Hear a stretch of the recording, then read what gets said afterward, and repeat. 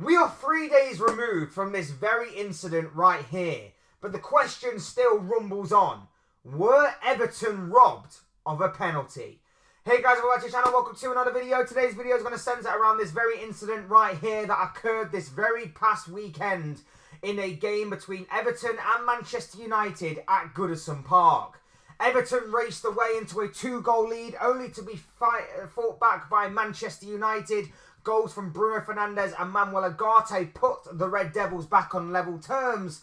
And then in the dying embers of the game, controversy and drama struck as Everton were awarded a penalty for an alleged foul on Ashley Young, only for the VAR to intervene and assist the referee on the pitch to go and watch the footage back, and for him to then overturn his initial decision. Everton fans were left fuming at no penalty. United fans were left breathing a sigh of relief. And it has seemingly divided the footballing world on whether or not Everton were robbed or whether justice for Man United prevailed. We're going to be talking about this incident. We're going to be talking about what everybody's had to say about this.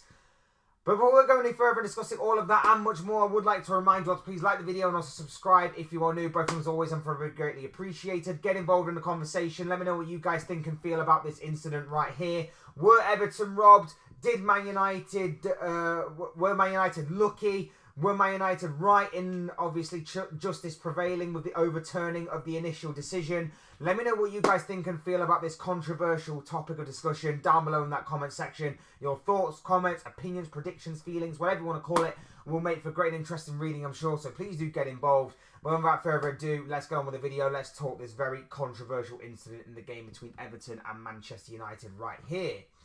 This is an incident that has seemingly divided the footballing world. And I mean divided in terms of fans, mainly fans versus pundits. Obviously, if you are mainly a United fan, the majority of you are probably saying that the overturning of the decision was the right call. If you're an Everton fan, you're probably fuming at the overturning of the decision and that you feel that justice didn't prevail. You felt that maybe you deserved the penalty. And I can make a sort of case for both sides, in all honesty, as I will obviously get into later on in this video. But mainly from the mainstream media, they seem to be on the fence of this was a penalty and that VAR should not have interfered. There are a fair few fans that are both neutral and rival that are divided on this. So I thought, why not? Now that obviously we've had Ref Watch, now that we've obviously had a few days away from sort of the dust settling on this, I thought, why not just chip in with my own comments on this? What I want to say is that the audio on this is going to be very, very, very interesting. For those of you who haven't seen it, Ashley Young is judged to have been fouled by Maguire, not De Ligt, but Harry Maguire. And the referee initially gives the penalty in favour of the Toffees. After a lengthy check, VAR then goes to the referee. You better check this. You may want to double check your decision. He goes over to the pitch side monitor, overturns his decision. United get away with it. Everton don't get a penalty. Everton fans are fuming. United fans are breathing a sigh of relief. The official statement from the Premier League Matchday Centre is as follows. VAR checked the referee's call of penalty to Everton for a challenge by Maguire on Young, and deemed that no foul had been committed and recommended an on-field review. The referee overturned the original decision and play restarted with a drop ball. So it's interesting there that everybody was seemingly, from the referee to the VAR, was focused on Maguire. And there is no mention on De Ligt, who arguably is making more of a challenge on Young than what Maguire did. Now, in my personal opinion, I don't think it was a penalty.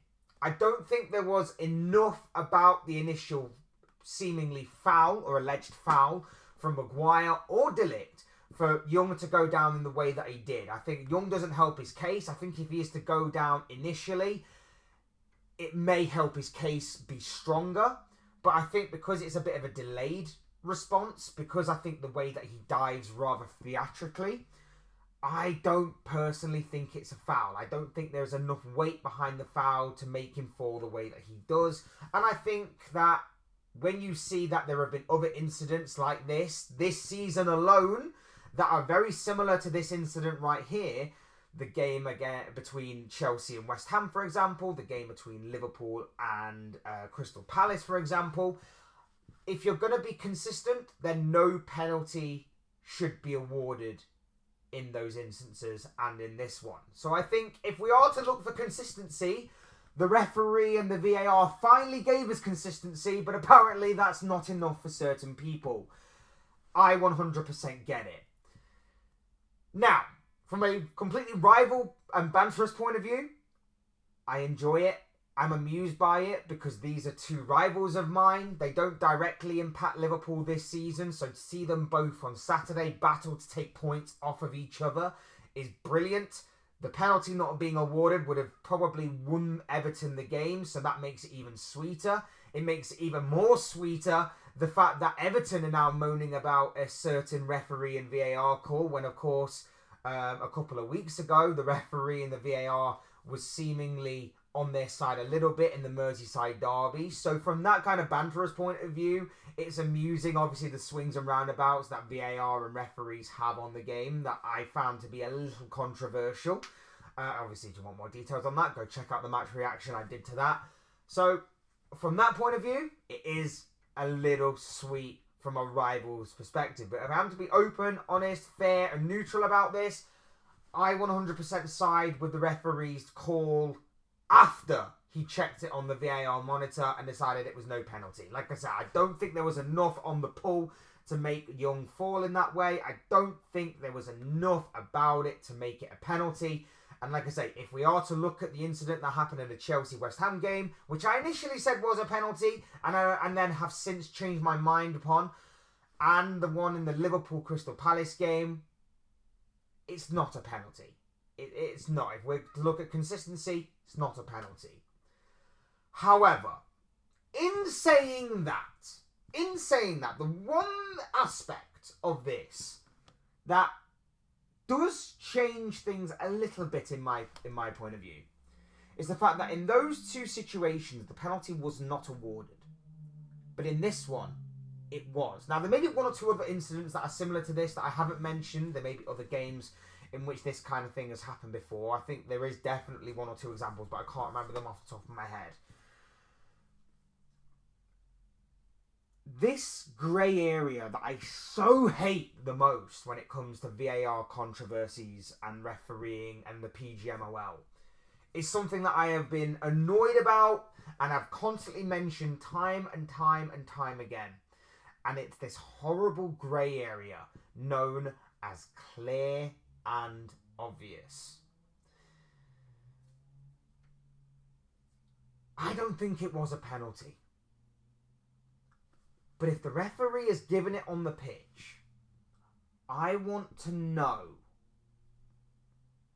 what's so clear and obvious about it that it's not a foul. Now, again, I will go back to the point that the tweet made. It's Maguire on Young. I just bring this up again. Maguire on Young.